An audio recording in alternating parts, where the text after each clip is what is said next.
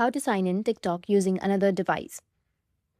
So if you want to sign in TikTok using another device, then what you need to do is first, you just need to simply open up your TikTok application. After opening your TikTok, you need to go with your profile, which will be on the bottom, and then go with the horizontal lines, which will be on the top right.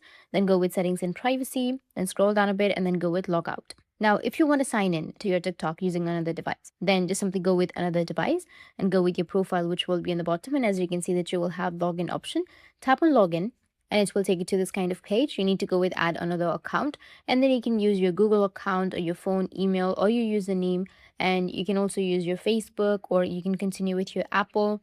So go and select any option that you're comfortable with. And then here you need to enter your phone number and then go with your email, which will be on the top. You can enter the email or your username and go with continue, which will be on the bottom.